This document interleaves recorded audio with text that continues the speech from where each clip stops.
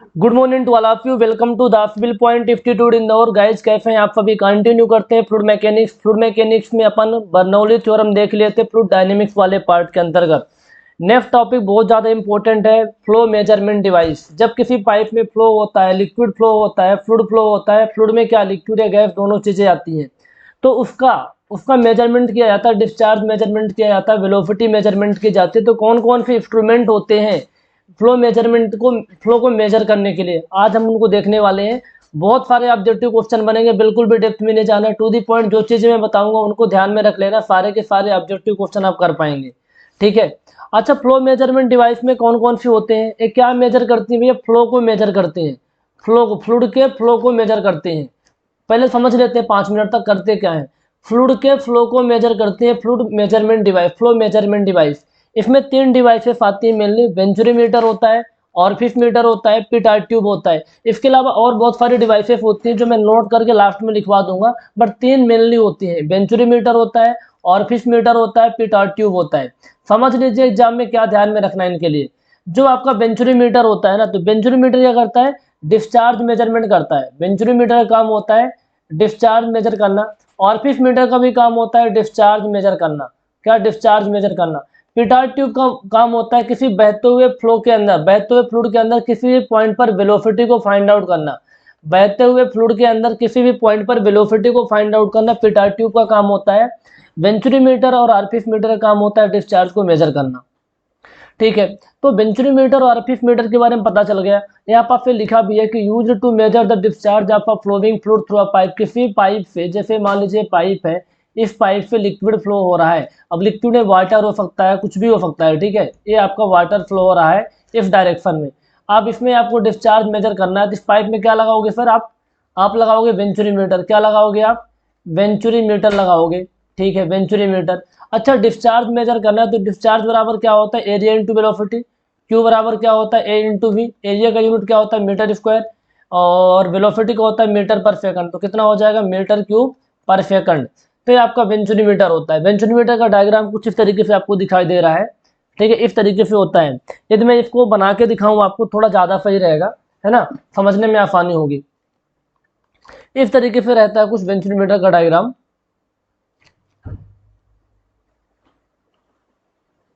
Area क्या हो, धीरे धीरे पहले एरिया बड़ा होता है, फिर एरिया कम हो जाता है।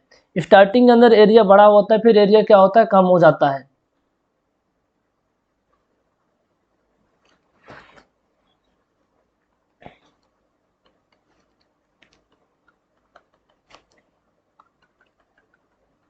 इस तरीके से एरिया होता है। अब यहाँ पर आप देखिए 2 टाइप के एंगल बन रहे हैं। एक तो यहाँ पास एंगल बन रहा है, ठीक है, एक एंगल इस तरीके का, दूसरा एंगल इस तरीके का बन रहा है। यहाँ पास क्या हो रहा है? एक इसको बोलेंगे अपन एंगल ऑफ कन्वर्जेंस। जो भी है समझ लीजिए, स्टार्टिंग में सारी चीज़ क्लियर हो जाएंगी। ये आपका θ1 है, ये आपका θ1 है, ये आपका θ2 है, ये आपका θ2 है। ये क्या है? ये आपका एंगल ऑफ कन्वर्जेंस बोलते हैं इसको, एंगल ऑफ कन्वर्जेंस। और इसको बोलते हैं angle of divergence, angle of divergence, angle of divergence बोलते हैं। इसमें क्या हो रहा है? इसमें देखिए पहले धीरे धीरे क्या हो रहा है, इसमें एरिया कम हो रही है, इसमें एरिया कम हो रही है। और डाइवर्जेंस के केस में एरिया बढ़ रही है। डाइवर्जेंस के केस में क्या हो रही है? एरिया बढ़ रही है। जब फ्लो के डायरेक्शन में एरिया कम हो, जब फ्लो के डायरेक्शन में एरिया कम हो उसे बोलते हैं कन्वर्जिंग सेक्शन। और जब फ्लो के डायरेक्शन में एरिया ज़्यादा हो, है ना, कन्वर्जिंग सेक्शन में क्या आ जाएगा? जैसे ये वाला सेक्शन अपना क्या होगा? ये आपका कन्वर्जिंग सेक्शन होगा, है ना। फ्लो के डायरेक्शन में एरिया कम हो रही है, इसे कन्वर्जिंग सेक्शन बोलेंगे, कन्वर्जिंग सेक्शन, है ना। अब यहाँ फ्लो, इधर फ्लो के डायरेक्शन में एरिया क्या हो रही है? ज़्यादा हो रही है, एरिया ज़्यादा हो रही है, इसे डाइवर्जिंग सेक्शन बोलेंगे। क्या बोलेंगे? डाइवर्जिंग सेक्शन बोलेंगे। तो इंपॉर्टेंट बात है, ध्यान में रखना, जब फ्लो की डायरेक्शन में एरिया कम हो फिर कन्वर्जिंग सेक्शन बोलते हैं। जब फ्लो के डायरेक्शन में एरिया ज़्यादा हो फिर डाइवर्जिंग सेक्शन कहते हैं। तो यहाँ एंगल ऑफ कन्वर्जेंस हो जाएगा, ये आपका एंगल ऑफ डाइवर्जेंस हो जाएगा, एंगल ऑफ डाइवर्जेंस हो जाएगा। अब बीच में एक जगह पे ऐसा आ रहा है कि बहुत ज़्यादा मिनिमम एरिया हो गया है, ये मिनिमम एरिया हो गया है, इस पार्ट को बोलते हैं थ्रोट। इस पार्ट को क्या बोलते हैं? थ्रोट। गले में, पूरे इंसान के बॉडी में देखो, अपने गले में देखो, सबसे मिनिमम एरिया यही पास होता है। कहाँ होता है? गले में होता है, तो गले को थ्रोट बोलते हैं। ठीक इसी तरीके से यहाँ एरिया सबसे कम है, इसे थ्रोट बोला जाता है। क्या बोलते हैं? थ्रोट बोला जाता है। ये आपका वेंचुरीमीटर का कुछ इस तरीके का अरेंजमेंट होता है। ठीक है, अब यहाँ पर फिर क्वेश्चन आता है, सर एंगल ऑफ कन्वर्जेंस कितना रखते हैं, एंगल ऑफ डाइवर्जेंस कितना रखते हैं। यदि आप एंगल ऑफ कन्वर्जेंस की बात करोगे, एंगल ऑफ कन्वर्जेंस आपका 20 से लेकर के 28 डिग्री होता है, 20 से लेकर के 28 डिग्री होता है। और एंगल ऑफ डाइवर्जेंस की बात करोगे, ये आपका 5 से लेकर के 7 डिग्री होता है, 5 से लेकर के 7 डिग्री होता है। ये दोनों चीज़ें इंपॉर्टेंट है। अच्छा, जो थ्रोट होता है, इस थ्रोट का डायमीटर कितना होता है, ये जो टोटल ओवरऑल डायमीटर होता है ना, D/3 टू D/2 इन दोनों के बीच में रहता है। जो थ्रोट का डायमीटर होता है इन दोनों के बीच में रहता है। ठीक है, इन दोनों के बीच में रहता है। तो जो कुछ भी मैंने चीज़ें बताई हैं इनको अच्छे समझ लीजिए आप, बहुत काम की चीज़ें हैं। मैंने नोट करके लिख दिया है, angle of convergence, angle of divergence, diameter. एक PDF आपको दासविल पॉइंट ऐप पे आपके सेक्शन पे मिल जाएगी। ठीक है, अब कोएफिशिएंट ऑफ डिस्चार्ज आपको निकालना है। तो कोएफिशिएंट ऑफ डिस्चार्ज कैसे निकालते हैं? एक तो होता है एक्चुअल डिस्चार्ज, दूसरा होता है थ्योरेटिकल डिस्चार्ज। एक्चुअल डिस्चार्ज का मतलब होता है कि जब पाइप में फ्लो होता है, जब लिक्विड पाइप में फ्लो होता है तो वहाँ क्या होता है, लॉसेस होते हैं, फ्रिक्शन लॉसेस होते हैं, विस्कोसिटी है ना, फ्रिक्शन लॉस होते। एक तो फ्रिक्शन लॉस होंगे, पानी क्या होगा, पाइप के सरफेस के कांटेक्ट में आएगा, पाइप के सरफेस के कांटेक्ट में आएगा, फ्रिक्शन लॉस होते हैं। और डिफरेंट डिफरेंट टाइप के लॉसेस होते हैं पानी की, जिससे एनर्जी डाउन होती है, पानी की एनर्जी क्या होती है, डाउन होती है। ठीक है भैया, तो यदि आपने लॉसेस को कंसीडर किया है, लॉसेस को कंसीडर किया है तो आपका एक्चुअल डिस्चार्ज होगा। यदि आपने लॉस को जो पानी का लॉस हुआ है ना, एनर्जी का लॉस हुआ है, यदि आप लॉसेस को कंसीडर नहीं करते हैं और आप डिस्चार्ज फाइंड आउट करते हो, थ्योरेटिकल होता है। क्या होता है? थ्योरेटिकल होता है। तो कोएफिशिएंट ऑफ डिस्चार्ज क्या होता है? कोएफिशिएंट ऑफ डिस्चार्ज होता है discharge actual upon discharge theoretical, जिसकी वैल्यू होती है 0.97 से 0.99। It is very very important. Directly कई बार एग्जाम में पूछा गया कि कोएफिशिएंट ऑफ डिस्चार्ज कितना होता है वेंचुरीमीटर का, तो 0.98 एक बार ऑप्शन आया था, 0.98।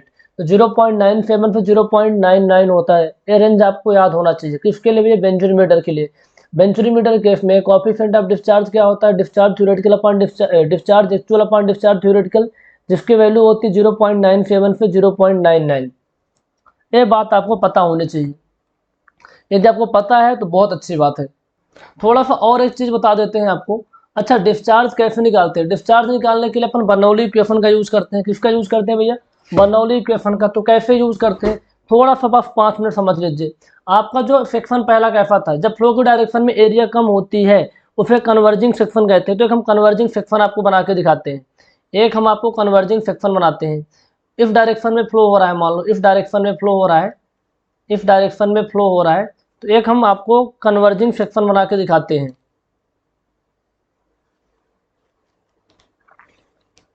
ये आपका कन्वर्जिंग सेक्शन आपका दिख रहा है। ये आपके सेक्शन 1 है, ये आपका सेक्शन 1 है, और ये आपका सेक्शन 2 है। सेक्शन 1 है, सेक्शन 2 है। एक बात बताइए, एक बात बताइए, इसमें भी इसका एरिया ज़्यादा है, इसका एरिया कम है। तो ऐसे आप कह सकते हैं अब आपको दोनों सेक्शन के बीच कुछ भी फाइंड आउट करना होता है जब, तो कंटिन्यूटी इक्वेशन लगाते हैं। क्या होता है? A1 V1 equal to A2 V2 होता है। ये चीज़ पता है। अब इस केस में क्या है कि आपका एरिया A1 ज़्यादा है A2 से। ये आपका जो एरिया A1 है वो आपका ज़्यादा है A2 से। जब एरिया A1 ज़्यादा है A2 से तो A1 सेक्शन पर वेलोसिटी ज़्यादा होगी V1 सेक्शन पे। तो अब इसको मेंटेन करने के लिए जो आपका A1 सेक्शन पे वेलोसिटी होगी वो कम होगी, किससे? V2 से। यानी V2 पे वेलोसिटी ज़्यादा होगी, V2 पे वेलोसिटी ज़्यादा होगी। ये चीज़ तो आपको पता है। अब आप बर्नौली इक्वेशन भी लगा सकते हैं, बर्नौली इक्वेशन भी लगा सकते हैं। ठीक है, यदि डेटम से हाइट भी हमको लेनी पड़े तो मैं एक डेटम कंसीडर कर लेते हैं। यहाँ पे एक डेटम कंसीडर कर लेते हैं, ये हमारा डेटम है, ये हमारा डेटम है। तो डेटम से हाइट अपन ले लेंगे। ठीक है, डेटम से हाइट ले लेते हैं। मान लो ये आपका Z1 हाइट है, ये आपका Z2 हाइट है, ये आपका Z1 हाइट है, ये आपका Z2 हाइट है। इस तरीके से आप ले सकते हैं और बर्नौली इक्वेशन लगा सकते हैं। जब बर्नौली इक्वेशन आप लगाएंगे तो आपको ये दो चीज़ मिलेगी। Bernoulli equation section 1 and section 2 के बीच में लगाएंगे। क्या इक्वेशन होता है? P/ρg plus V² / 2g plus Z होता है। तो क्या हो जाएगा? P1/ρg plus V1² / 2g plus Z1 equal to P2/ρg plus V2² / 2g plus Z2। ये चीज़ें होती हैं। अब यहाँ Z1 बराबर Z2 है, दोनों की हाइट सेम है तो Z1 से Z1 कैंसिल हो जाएंगे, Z1 बराबर Z2। अब आपको एक चीज़ पता है, क्या पता है कि हमारा जो V2 है ज़्यादा है, V2 ज़्यादा है V1 से। V2 क्या है, ज़्यादा है V1 से। जब V2 ज़्यादा है, V1 से, तो यहाँ पास क्या होगा, यहाँ पास P1 ज़्यादा हो जाएगा P2 से, P1 ज़्यादा हो जाएगा P2 से। कहने का मतलब है ये सेक्शन 11 में प्रेफर ज़्यादा होगा as compare to section 22। Section 11 में प्रेफर ज़्यादा होगा एज कम्पेयर टू सेक्शन 22। तो आप इस तरीके से निकाल सकते हैं, बट कोई नहीं पूछेगा। मैंने आपको रिवीजन पर्पज से बता दिया ताकि आपको बर्नौली थ्योरम कहीं आ भी जाए तो अप्लाई कर पाओ, कहीं आ भी जाए तो छोटे छोटे क्वेश्चन में अप्लाई कर पाओ। ठीक है, तो सेक्शन 1 में फ्लूइड का प्रेशर ज़्यादा होगा, सेक्शन 2 में आपने बर्नौली इक्वेशन को यूज़ करके बहुत आसानी से निकाल लिया, कोई बड़ी बात नहीं है, बच्चों वाला चीज़ है, बिल्कुल बच्चों वालों चीज़ है। अच्छा, दो चीज़ें ध्यान में रखना, कन्वर्जिंग सेक्शन में क्या होता है, कन्वर्जिंग सेक्शन में एरिया कम हो रहा है, उस सेक्शन को अपन नोजल बोलते हैं। मैं कहीं लिख देता हूँ, मैं यहाँ लिख देता हूँ, ठीक है। अब यहाँ पास स्पेस नहीं है, मैं यहाँ लिख देता हूँ, इस बात को ध्यान में रखना।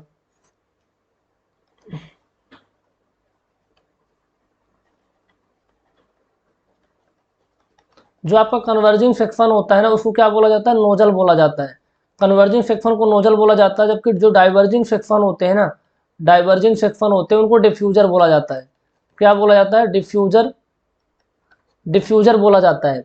तो अब यहाँ से पता चल गया कि नोजल में क्या होता है, कन्वर्जिंग सेक्शन में एरिया कम हो रही है तो नोजल में वेलोसिटी ज़्यादा होगी, वेलोसिटी नोजल में ज़्यादा होती है, वेलोसिटी किस में कम होती है, डिफ्यूजर में कम होगी, क्योंकि वो डाइवर्जिंग सेक्शन है, हाँ वहाँ प्रेफर ज़्यादा होगा। तो इस तरीके की चीज़ें आप समझ सकते हैं, ठीक है। यहाँ से एक कॉन्सेप्ट निकल के आता है, नोजल कन्वर्जिंग सेक्शन में क्या होता है भैया, एरिया कम होती है, वेलोसिटी ज़्यादा होती है, वेलोसिटी ज़्यादा होती है तो भैया वहाँ काइनेटिक एनर्जी ज़्यादा होगी और प्रेफर एनर्जी कम होगी, प्रेफर एनर्जी कम होती है। तो ये बात आपको थोड़ा सा पता होनी चाहिए, जो कि मैंने बता दी है, जो कि मैंने आपको बता दी है। देखो मैंने यहाँ पर फिर चीज़ें लिखी थी, प्रिंसिपल जो आपका बर्नौली, जब आपका वेंचुरी मीटर का जो प्रिंसिपल होता है उसी प्रिंसिपल को मैंने एक्सप्लेन किया है कि reduction in area at throat result in increase in velocity in steady flow. जैसे थ्रोट में क्या हो रहा है भैया, एरिया की कमी आ रही है, थ्रोट में एरिया की कमी आ रही है तो क्या हो रहा है भैया, वेलोसिटी बढ़ती जा रही है, वेलोसिटी बढ़ रही है।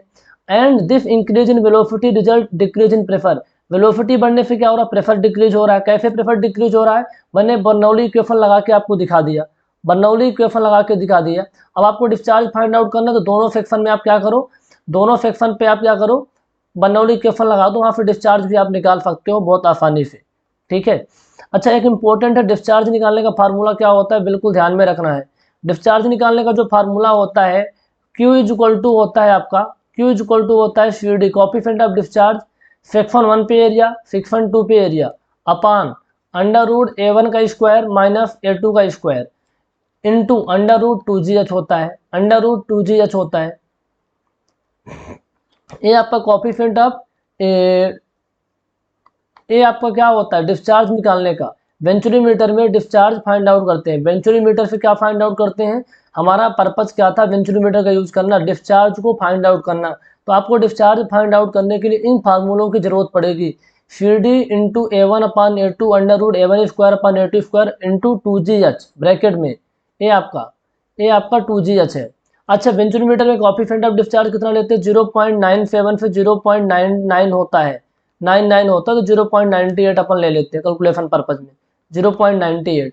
It is very very important point, जो कुछ भी मैंने बताया डायरेक्टली क्वेश्चन आपके एग्जाम में बनेंगे, ध्यान में रखना। अगला आपका होता है ऑर्फिस मीटर। ऑर्फिस मीटर का सेम काम होता है डिस्चार्ज को मेजर करना, डिस्चार्ज को मेजर करना। ऑर्फिस मीटर का भी काम होता है डिस्चार्ज को मेजर करना। इसमें कोएफिशिएंट ऑफ डिस्चार्ज की जो वैल्यू होती है इसमें कम होती है। अभी हमारे पास एक मन में डाउट आ रहा है कि सर इसमें कोएफिशिएंट ऑफ डिस्चार्ज कम क्यों होता है और उसमें कोएफिशिएंट ऑफ डिस्चार्ज ज़्यादा होता है। एक बात बताओ, कोएफिशिएंट ऑफ डिस्चार्ज होता क्या है, पहले discharge actual upon discharge theoretical, discharge theoretical.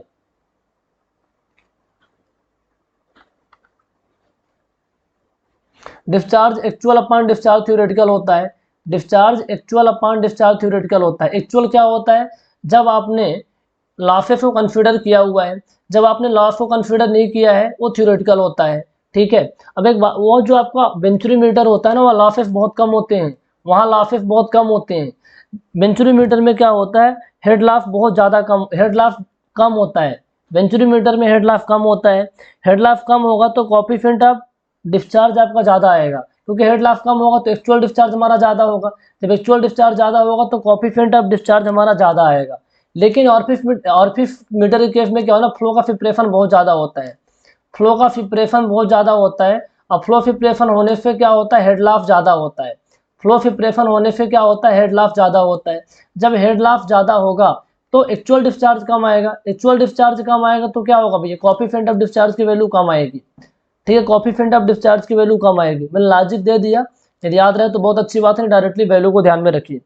और इसके बारे में मैं थोड़ा बता देता हूँ। वेंचुरीमीटर क्या होता है, एक आपका महंगा डिवाइस होता है, जबकि जो आरपीएफ मीटर होता है एक सस्ता डिवाइस होता है। ठीक है, अब यहाँ एक प्रॉब्लम ये होती है कि सस्ता डिवाइस तो है, काम तो हमारा सस्ते में हो रहा है, लेकिन यहाँ फ्लो का फिप्रेशन बहुत ज़्यादा होता है। फ्लो फिप्रेशन ज़्यादा होगा तो हेड लाफ बहुत ज़्यादा होता है, हेड लाफ बहुत ज़्यादा होता है।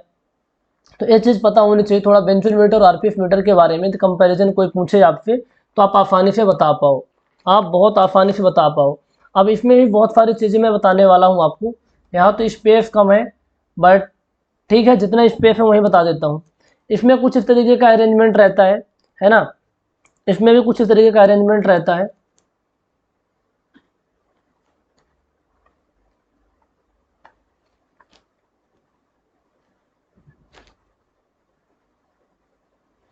कुछ इस तरीके का आपको देखने को मिलेगा। ठीक है, बट ज़्यादा इंपॉर्टेंट है, थोड़ा सा समझ लेते हैं। कुछ इस तरीके को मिलेगा आपको। यहाँ पर फिर देखिए, यहाँ पर सबसे ज़्यादा एरिया कम है, यहाँ पर सबसे ज़्यादा एरिया कम है, यहाँ एरिया ज़्यादा है, यहाँ पास एरिया ज़्यादा है। तो जहाँ सबसे ज़्यादा एरिया कम होती है उसे क्या बोलते हैं, जहाँ सबसे ज़्यादा एरिया कम होती है फिर एरिया ऑफ वेना कॉन्ट्रैक्टा बोलते हैं। जो पॉइंट सी आपका है इसको बोला जाता है एरिया ऑफ वेना कॉन्ट्रैक्टा। अब क्या है ना, मैं रिवीजन पर्पज से पढ़ा रहा हूँ, इसलिए ज़्यादा मैं कुछ डिटेल में बता नहीं रहा हूँ। अदरवाइज इनको 1 घंटे का टाइम लगता है एक को समझाने में, और हर एक चीज़ को आपको फीलिंग आ जाती। यदि आपने इन्वायरमेंट हमसे पढ़ रखी तो पता ही होगा कि पढ़ाने का तरीका क्या होता है, बट टाइम कम है तो चीज़ों को सिकोड़ना पड़ता है। ठीक है, सारी चीज़ें अपन नहीं बता पा रहे हैं। इसे बोलते हैं एरिया ऑफ वेना कॉन्ट्रैक्टा। ये जो पॉइंट सी है, इस पॉइंट सी को बोला जाता है area of vena contracta. Area of vena contracta क्या है, यानी सी एक ऐसा पॉइंट है जहाँ फ्लो एरिया सबसे कम है, फ्लो एरिया सबसे कम है। कुछ नहीं होता, आरपीएफ मीटर एक प्लेट होती है ना, उसमें छेद करके पाइप में लगा देते हैं वो डिस्चार्ज मेजरमेंट करने के लिए, डिस्चार्ज करने के लिए। यूट्यूब पे कोई प्रैक्टिकल वीडियो देखेंगे तो अच्छे फीलिंग आ जाएगी आपको। ये क्या होता है, एरिया ऑफ वेना कॉन्ट्रैक्टा, जहाँ सबसे ज़्यादा एरिया कम होती है। अब जहाँ सबसे एरिया कम है तो यहाँ पर जो फ्लो होता है ना, बिल्कुल लेमिनार फ्लो होता है। लेकिन मान लो इस पॉइंट को हम पॉइंट 1 देते हैं और इस पॉइंट को पॉइंट 2 देते हैं, तो पॉइंट 2 पे आपको टर्बुलेंट फ्लो मिलेगा, लेकिन यहाँ पॉइंट सी पे आपका लेमिनार फ्लो मिलेगा। क्योंकि फ्लो एरिया कम है तो फ्लो फिप्रेशन होता ही नहीं है, लेकिन और जगह पे बहुत ज़्यादा फ्लो फिप्रेशन होगा। फ्लो फिप्रेशन कैसे, देखो अब होता क्या है कि मान लो बहुत ज़्यादा मात्रा में यहाँ से फ्लो आ रहा था, बहुत ज़्यादा मात्रा में डिस्चार्ज यहाँ से आ रहा था। अब एरिया कम हो गई, जब एरिया कम हो जाएगी तो क्या होगा, एरिया कम होने से हमारा फ्लूइड टकरा के वापस लौटेगा, तो रिसर्कुलेशन जोन बन जाते हैं। क्या बन जाते हैं, रिसर्कुलेशन जोन बन जाते हैं, रिसर्कुलेशन जोन बन जाते हैं यहाँ पूरा। अब बोलेंगे सर रिसर्कुलेशन जोन कैसे बन गया, क्योंकि पॉइंट सी पर एरिया बहुत कम है तो फ्लूइड टकरा टकरा के वापस आ रहा है, फ्लूइड टकरा के वापस आ रहा है, फ्लूइड का मोशन अच्छे से हो ही नहीं पा रहा है, इसलिए पीछे आ जाता है। अब अच्छा, रिसर्कुलेशन जो जोन बनता है क्या वहाँ मोशन अच्छे से होता है, वहाँ भी मोशन अच्छे से नहीं होता है। ठीक है, तो बस इतनी बात ध्यान में रखेंगे तो आपका काम हो जाएगा। अच्छा, ध्यान में रखने वाली बात मैं बता देता हूँ, आरपीएफ मीटर का यूज डिस्चार्ज मेजरमेंट के लिए होता है। कोएफिशिएंट ऑफ डिस्चार्ज बराबर होता है discharge actual upon discharge theoretical. ये वैल्यू होती है 0.61 से 0.65। वो पॉइंट जहाँ एरिया सबसे कम होता है उसे एरिया ऑफ वेना कॉन्ट्रैक्टा कहते हैं। एग्जाम पॉइंट ऑफ व्यू से 3 बातें आपके लिए इंपॉर्टेंट थी, 3 बातें आपके लिए बहुत ज़्यादा इंपॉर्टेंट थी जो मैंने बता दी। अब यहाँ से एक सवाल बनता है कोएफिशिएंट ऑफ कॉन्ट्रैक्शन निकालने का। कोएफिशिएंट ऑफ कॉन्ट्रैक्शन कैसे निकालेंगे, कोएफिशिएंट ऑफ कॉन्ट्रैक्शन निकालना है, कोएफिशिएंट ऑफ कॉन्ट्रैक्शन ये कैसे निकालेंगे आप, कोएफिशिएंट ऑफ कॉन्ट्रैक्शन आपको निकालना है तो ये देखा जाता है, ये देखा जाता है पॉइंट 2 की तुलना पे पॉइंट सी में एरिया कितना कम है। कोएफिशिएंट ऑफ कॉन्ट्रैक्शन का मतलब होता है पॉइंट 2 की तुलना में पॉइंट सी पर कितना एरिया कम है, तो इसे बोलते हैं कोएफिशिएंट ऑफ कॉन्ट्रैक्शन। कैसे निकालेंगे, एरिया एट बिना कॉन्ट्रैक्टा, सी पॉइंट पे एरिया निकाल लो, एरिया एट बिना कॉन्ट्रैक्टा, एरिया एट बिना कॉन्ट्रैक्टा अपान, अब क्या निकालेंगे पॉइंट 2 पे एरिया, यानी एरिया ऑफ ऑरिफिस कह सकते हैं, एरिया ऑफ ऑरिफिस। ए आप निकाल लो, ठीक है, ए आप निकाल लो, एरिया बिना कॉन्ट्रैक्टा अपॉन एरिया यानी 2 पॉइंट पे एरिया आपने निकाला तो A2 मैंने लिख दिया है, इसको मैंने A2 लिख दिया। ये आपका कोएफिशिएंट ऑफ कॉन्ट्रैक्शन होता है। तो ये चीज़ें मैंने बता दी, यहाँ पर लिखा भी है कि कोएफिशिएंट ऑफ कॉन्ट्रैक्शन क्या होता है। जो चीज़ें मैंने बताई है वही चीज़ें यहाँ पर लिखी हुई है, इसको आप पढ़ सकते हैं, इसको आप पढ़ सकते हैं बहुत अच्छे से। तो मैंने आपको 3 चीज़ें बताई, अभी और आगे बताने वाला हूँ।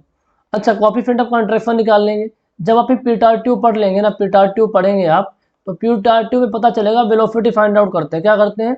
वेलोसिटी फाइंड आउट करते हैं। जब वेलोसिटी फाइंड आउट करते हैं तो आप कोएफिशिएंट ऑफ वेलोसिटी का कॉन्सेप्ट आता है। कोएफिशिएंट ऑफ वेलोसिटी जो कि होता है एक्चुअल वेलोसिटी, एक्चुअल वेलोसिटी है ना, एक मिनट, ये आप निकालते हैं एक एक्चुअल वेलोसिटी, दूसरा होता है थ्योरेटिकल वेलोसिटी। दो टाइप के निकाल लेंगे, वहां से क्या निकल के आएगा? CV निकल के आएगा, कोएफिशिएंट ऑफ वेलोसिटी। तो रिलेशन बनता है CD इक्वल टू होता है CV इंटू CC, CD बराबर होता है CV into CC। Coefficient of discharge equal to coefficient of velocity into coefficient of contraction, coefficient of contraction, ठीक है, कोएफिशिएंट ऑफ कॉन्ट्रैक्शन। तो ये चीज़ पता होनी चाहिए, ये चीज़ आपको पता होनी चाहिए। अच्छा, मैंने जो कुछ भी बताया आपको वेंचुरीमीटर और आरपीएफ मीटर के बारे में कंपैरिजन, वही चीज़ें यहाँ लिखी हुई है कि concept of discharge measurement is same in RPF meter as that in venturimeter. जिस तरीके से वेंचुरीमीटर में आप डिस्चार्ज फाइंड आउट करते हैं वैसे ही आप आरपीएफ मीटर में करते हैं, बट जो आपका अरेंजमेंट होता है वेंचुरीमीटर का महंगा होता है और आपका आरपीएफ मीटर का अरेंजमेंट थोड़ा सा क्या होता है? सस्ता होता है।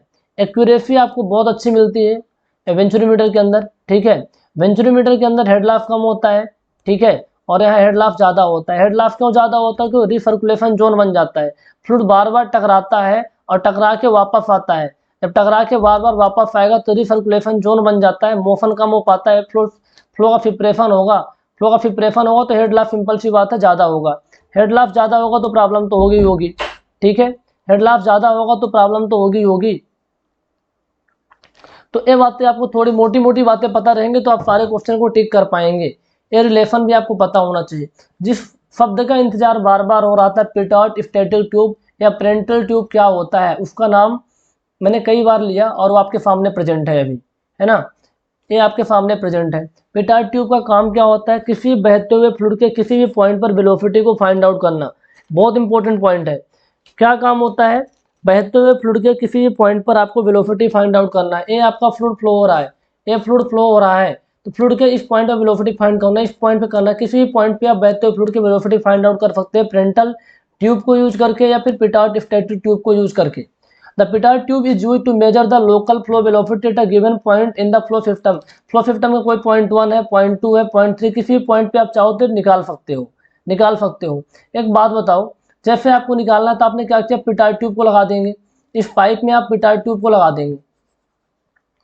इस पाइप हमारी थी, इस पाइप में आप क्या करेंगे? मान लीजिए पॉइंट 1, हमें पॉइंट 2 पे निकालना था, तो पॉइंट 2 में हमें निकालना है, क्या निकालना है? पॉइंट 2 पे, पॉइंट 2 पे हमें वेलोसिटी फाइंड आउट करनी है। पिटॉट ट्यूब का काम क्या होता है? वेलोसिटी फाइंड आउट करना। तो हमें वेलोसिटी फाइंड आउट करनी है, हमने पिटॉट ट्यूब लगा दिया, आपने पिटॉट ट्यूब लगा दिया। पिटॉट ट्यूब कुछ इस तरीके का अरेंजमेंट होता है ना,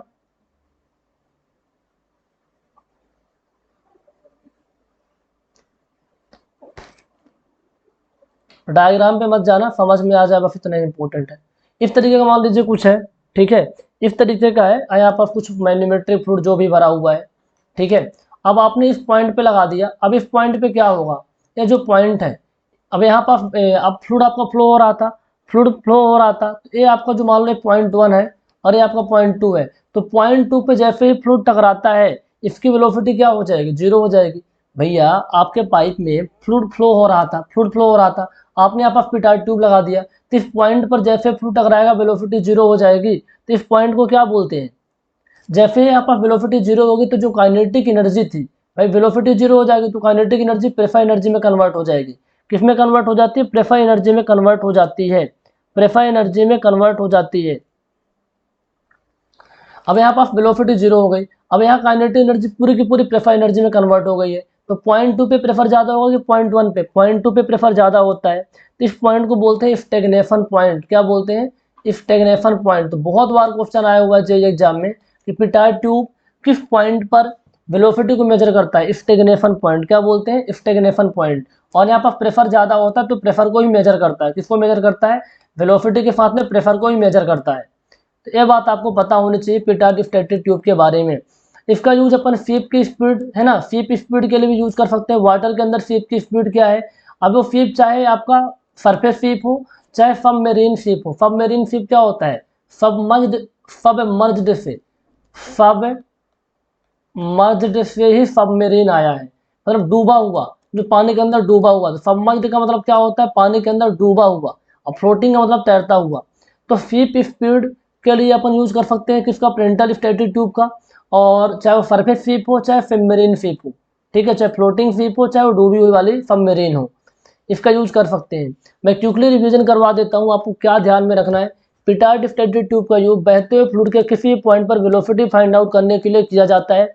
जिस पॉइंट पर आपको वेलोसिटी फाइंड आउट करना होता है, आपने पिटार्ड स्टैटिक ट्यूब लगा दिया तो फ्लूइड टकराएगा। जब फ्लूइड वहां पर टकराएगा तो वेलोसिटी जीरो होगी, वेलोसिटी जीरो होगी, उस पॉइंट पर क्या होगा, जो हमारी काइनेटिक एनर्जी तो प्रेशर एनर्जी में कन्वर्ट हो जाती है, और उस पॉइंट को अपन स्टेग्नेशन पॉइंट बोलते हैं। क्या बोलते हैं, स्टेग्नेशन पॉइंट बोलते हैं। पिटार्ड ट्यूब का यूज शिप स्पीड के लिए भी कर सकते हैं, चाहे वो सबमरीन शिप हो चाहे वो सरफेस शिप हो। ये बात आपको अच्छे से पता होनी चाहिए। अब यहाँ पास आपको वेलोसिटी फाइंड आउट करना, तो दो टाइप की वेलोसिटी होती है ना, दो टाइप की वेलोसिटी आपको देखने को मिलेगी। एक तो होता है थ्योरेटिकल वेलोसिटी, दूसरा होता है एक्चुअल वेलोसिटी। थ्योरेटिकल वेलोसिटी का फार्मूला क्या होता है, अंडर रूट 2gh होता है। क्या होता है, अंडर रूट 2gh होता है। जब कॉफिशिएंट ऑफ वेलोसिटी को मल्टीप्लाई कर देते हैं तो आपको एक्चुअल वेलोसिटी निकल के आती है। अब कॉफिशिएंट ऑफ वेलोसिटी क्या होती है, एक्चुअल वेलोसिटी अपान एक्चुअल वेलोसिटी अपान थ्योरेटिकल वेलोसिटी, थ्योरेटिकल वेलोसिटी। ये चीज आपको पता होनी चाहिए। जिस तरीके से कॉफिशिएंट ऑफ डिस्चार्ज निकालते थे ना आप, कॉफिशिएंट ऑफ डिस्चार्ज आप निकालते थे तो क्या होता था, एक्चुअल डिस्चार्ज, एक्चुअल डिस्चार्ज अपान थ्योरेटिकल डिस्चार्ज होता था, थ्योरेटिकल डिस्चार्ज। वैसे ही ये चीजें होती हैं। तो एक्चुअल वेलोसिटी क्या हो जाएगा, CV अंडर रूट 2gh हो जाएगा एक्चुअल वेलोसिटी में। ये क्या होगा, actual velocity CV under root 2gh हो जाएगा। अब पिटार्ड ट्यूब के लिए कितना लेते हैं, कॉफिशिएंट ऑफ वेलोसिटी 0.98 लेते हैं। कितना लेते हैं, 0.98 लेते हैं। ये बात आपको पता होनी चाहिए। तो अभी तक मैंने तीन चीजें आपको बताई। एक तो आपको कॉफिशिएंट ऑफ डिस्चार्ज आपने देखा, कॉफिशिएंट ऑफ कॉन्ट्रैक्शन आपने देखा, कॉफिशिएंट ऑफ वेलोसिटी आपने देखा। तो यहाँ से जो आप एक रिलेशन निकल के आता है, डेरिवेशन नहीं करवाऊँ, डायरेक्टली याद रखना है, coefficient of contraction into coefficient of velocity. Feed is equal to होता है CP into CV, feed is equal to होता है CP इंटू CV। ये चीज यहाँ लिखा हुआ है, ठीक है। ये डिस्चार्ज, ये वाला फार्मूला इंपॉर्टेंट है, न्यूमेरिकल लगाने में आपकी हेल्प करेगा। तो तीनों के बारे में आपको पता हो गया बहुत अच्छे तरीके से। वही चीज़ है, कॉफिशिएंट ऑफ वेलोसिटी क्या होती है वो मैंने बता ही दिया आपको, ठीक है, वो मैंने बता दिया कॉफिशिएंट ऑफ वेलोसिटी क्या होती है। अब देखिए ये वाला चैप्टर होता है फिनिश। इस चैप्टर में इतना ही था, लेकिन इसके अलावा भी बहुत सारे क्वेश्चन बनते हैं डायरेक्टली आपके एग्जाम में, जो कि आपको कोई नहीं पढ़ाता। सब तो इतने ही पढ़ा देते हैं, लेकिन अब हमारी ड्यूटी बनती है आपके एग्जाम में वो सारे क्वेश्चन बन जाने चाहिए जो एग्जाम में आते हैं। तो मैंने बहुत सारे पॉइंट लिए हुए हैं अलग अलग बुक से, उनको आपको थोड़ा सा ध्यान में रखना होगा। अच्छा, कुछ पॉइंट डायरेक्टली याद करने लायक हैं, जैसे कंटिन्यूटी इक्वेशन कहाँ पे, कंटिन्यूटी इक्वेशन होती है principle of conservation of mass पर। किस पर होती है, principle of conservation of mass पर, ठीक है, principle of conservation of mass पर, ठीक है। Free vertex equation is based on principle of conservation of momentum. जो फ्री वर्टेक्स इक्वेशन होती है, जो आगे अपन पढ़ेंगे वर्टेक्स फ्लो, किस पर होती है, principle of conservation of momentum पर होती है। कंटिन्यूटी इक्वेशन होती है कंजर्वेशन ऑफ मास पर, और बर्नौली इक्वेशन होती है कंजर्वेशन ऑफ एनर्जी पर। बर्नौली इक्वेशन किस पे होती है भैया, कंजर्वेशन ऑफ एनर्जी पर। ये तीनों बातें आपको पता होनी चाहिए, पॉइंट आउट करके लिख लेना आप इनको। एक क्वेश्चन दिया हुआ है कि fire hose nozzle is generally made of. जो फायर हॉफ नोजल होता है वो कैसा होता है, डाइवर्जेंट शेप होता है, कन्वर्जेंट शेप होता है, सिलेंड्रिकल शेप होता है, पैराबोलिक शेप होता है। एक बात बताओ, नोजल किसे कहते हैं, नोजल किसे कहते हैं, नोजल के केस में क्या हो रहा था, नोजल के केस में क्या हो रहा था बताइए, नोजल किसे कहते हैं, जहां फ्लो के डायरेक्शन में जब एरिया कम होता है, फ्लो के डायरेक्शन में जब एरिया कम होता है उसे नोजल बोलते हैं। ये आपका सेक्शन 2 नोजल जैसा बिहेवियर कर रहा है। क्या कर रहा है, नोजल जैसा बिहेवियर कर रहा है। तो सेक्शन कैसा आपको दिख रहा है, कन्वर्जिंग सेक्शन। तो अपन half nozzle is generally made of convergent shape, क्या बोलेंगे, कन्वर्जेंट शेप। ये शेप आपको दिखाई दे रहा होगा, इस तरीके का होता है, ये एरिया कम हो रहा है, ठीक है, एरिया कम हो रहा है। एरिया कम होगा तो भैया वहाँ पास क्या होगी, वेलोसिटी ज़्यादा होगी। एरिया कम होगा तो वेलोसिटी ज़्यादा होगी। वेलोसिटी ज़्यादा होगी तो जो काइनेटिक एनर्जी सिंपल सी बात है बढ़ जाएगी और प्रेफर एनर्जी क्या होगी, कम हो जाएगी। तो जो नोजल का एग्जिट पॉइंट होता है, नोजल के एग्जिट पॉइंट पे प्रेफर एनर्जी कम होती है, काइनेटिक एनर्जी ज़्यादा होती है। काइनेटिक एनर्जी ज़्यादा क्यों होती है, क्योंकि वहाँ एरिया कम हो जाता है ना, वेलोसिटी ज़्यादा हो जाती है। ये बात आपको याद रखना होगा। ठीक है, कुछ और पॉइंट मैंने लिखे हुए हैं, डायरेक्टली ऑब्जेक्टिव क्वेश्चन है, बहुत बार पूछे हैं आपके एग्जाम में। हार्ट वायर एनीमोमीटर का यूज क्या करते हैं, फ्लूइड की इंस्टेंटेनियस वेलोसिटी फाइंड आउट करना है, तत्कालिक, है ना, तत्कालिक इंस्टेंट वेलोसिटी फाइंड आउट करना, तत्काल इंस्टेंट वेलोसिटी फाइंड आउट करना है फ्लूइड की, तो हार्ट वायर एनीमोमीटर यूज होता है। क्या होता है, हार्ट वायर एनीमोमीटर यूज होता है। पिरानी गेज यूज कहाँ होता है, वैक्यूम सिस्टम के अंदर आपको प्रेफर फाइंड आउट करना है तो पिरानी गेज यूज होता है। और फ्लूइड वेलोसिटी इंस्टेंटेनियस निकालना है तो हार्ट वायर एनीमोमीटर यूज होता है।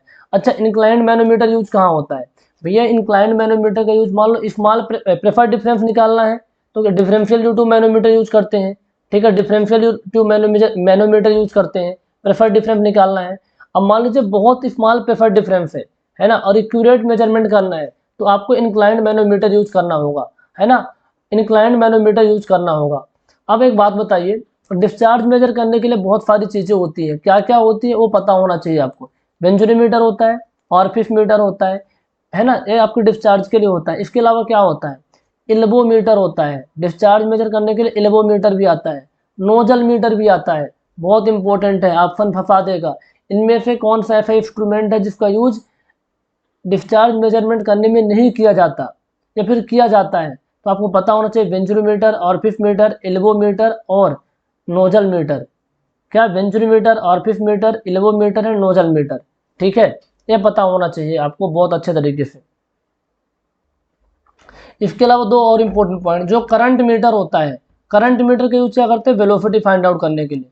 करंट मीटर का यूज क्या करते हैं, वेलोसिटी फाइंड आउट करने के लिए। किसमें, ओपन चैनल फ्लो के केस में, ओसीएफ में वेलोसिटी फाइंड आउट करना है तो किसका यूज करोगे भैया, आप करंट मीटर यूज करोगे। डिस्चार्ज के लिए venturimeter, orifice meter, elbowmeter and nozzle meter होता है। और करंट मीटर का यूज होता है वेलोसिटी फाइंड आउट करने के लिए ओपन चैनल फ्लो में। एक और आता है रोटामीटर। ये रोटामीटर क्या होता है भैया, रोटामीटर का भी यूज होता है डिस्चार्ज फाइंड आउट करने में। क्या होता है, डिस्चार्ज फाइंड आउट करने में। एक होता है hot wire anemometer, heart wire anemometer, इसका यूज कहाँ करोगे, हार्ट वायर एनीमोमीटर का यूज होता है बहते हुए फ्लूइड के किसी पॉइंट पर वेलोसिटी फाइंड आउट करेगा, साथ के साथ में टेम्परेचर भी फाइंड आउट कर सकते हैं, टेम्परेचर भी फाइंड आउट कर सकते हैं। अच्छा, एल्बोमीटर का दूसरा नाम क्या होता है, बेंड मीटर भी होता है। एल्बोमीटर का दूसरा नाम क्या होता है, बेंड मीटर भी होता है। क्वेश्चन पूछेगा कि बेंड मीटर का यूज क्या डिस्चार्ज मेजरमेंट करने के लिए करते हैं, नहीं करते हैं। यदि आप पढ़ के जाएंगे तो डेफिनेटली आपको ये चीज़ें पता होंगी बहुत अच्छे तरीके से। इसके अलावा कुछ और इंपॉर्टेंट पॉइंट लिखे हुए हैं, जैसे यहाँ पास लिखा हुआ मैनोमीटर के बारे में। मैनोमीटर क्या करता है, मैनोमीटर का काम होता है प्रेशर फाइंड आउट करना। मैनोमीटर क्या करता है, प्रेशर फाइंड आउट करता है, मैंने आपको पिछले क्लास में बताया था बहुत अच्छे तरीके से। ठीक है, कैसे, बैलेंसिंग ऑफ कॉलम रहता है ना, principle of balancing of column of fluid by fame, ये वही चीज़ें होती हैं कि मान लीजिए आपको किसी पाइप में ये बहते हुए, ये मान लीजिए पाइप है, ये पाइप है, इस पाइप के किसी पॉइंट पर आपको प्रेशर फाइंड आउट करना है, इस पॉइंट पे प्रेशर फाइंड आउट करना है। तो इस पॉइंट पर आप क्या करोगे, इस पॉइंट पर आप मैनोमीटर का लगाओगे, मैनोमीटर का एक एंड इस पर टच रहेगा, दूसरा एंड आपका एटमॉस्फेयर में ओपन रहेगा, उसमें कोई ना कोई लिक्विड फिल करेंगे, सेम टाइप का लिक्विड होगा या फिर कोई मरकरी वगैरह डालेंगे। ठीक है, ये सब चीज़ें होती हैं।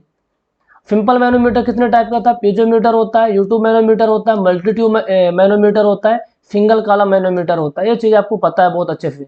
पीजोमीटर कौन सा प्रेशर मेजर करता है, गेज प्रेशर मेजर करता है, ये मैंने आपको बता दिया था।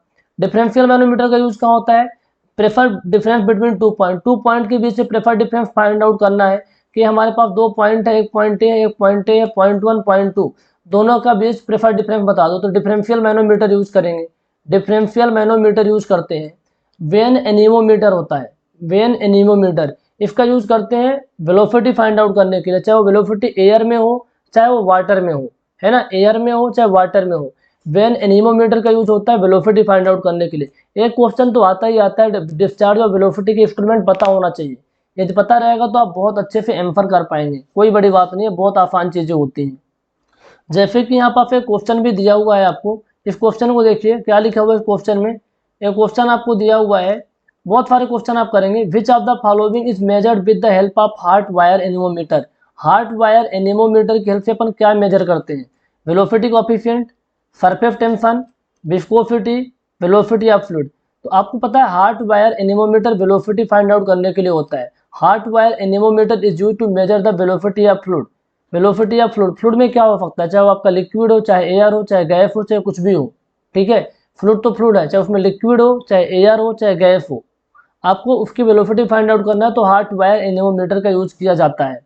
एक बहुत इंपॉर्टेंट बात है, टेंस सरफेस टेंशन की बात हुई इसलिए मैंने यहाँ पर लिखा हुआ है टेंसोमीटर। टेंसोमीटर का यूज क्या होता है? कैपिलरी ट्यूब के अंदर सरफेस टेंशन मेजर करना। कैपिलरी ट्यूब हमारी होती है, कैपिलरी ट्यूब के अंदर क्या होता है, वाटर मान लो चढ़ गया है ना, आपने एक ट्यूब को पानी के अंदर डाला, अब ये इसमें क्या हो रहा है, वाटर ऊपर की तरफ चढ़ गया है ना, इस तरीके कुछ मान लो सिस्टम था, इसने अपने कैपिलरी ट्यूब को डाला, वाटर ऊपर की तरफ चढ़ गया सरफेस टेंशन की वजह से। तो सरफेस टेंशन को मेजर करने का जो इंस्ट्रूमेंट होता है टेंसोमीटर होता है। क्या होता है? टेंसोमीटर होता है। और एक होता है विस्कोमीटर या फिर रेयोमीटर बोलते हैं। फ्लूइड की विस्कोसिटी फाइंड आउट करने के लिए विस्कोमीटर आता है, सरफेस टेंशन के लिए टेंसोमीटर आता है। किसी बहते हुए फ्लूइड में वेलोसिटी फाइंड आउट करना है तो यहाँ पास और इंस्ट्रूमेंट तो दिए नहीं है ना, तो ये फिर हार्ट वायर एनेमोमीटर का यूज कहाँ होता है? वेलोसिटी फाइंड आउट करने के लिए, वेलोसिटी फाइंड आउट करने के लिए। ये चीज़ें आपको थोड़ा सा पता होनी चाहिए। मैनोमीटर का यूज होता है प्रेशर फाइंड आउट करने के लिए। तो इन इंस्ट्रूमेंट के बारे में यदि आपको आइडिया रहेगा तो बहुत अच्छा आप कर पाएंगे, बहुत अच्छा कर पाएंगे। तो मैंने आपको क्या क्या बताया आज आपको?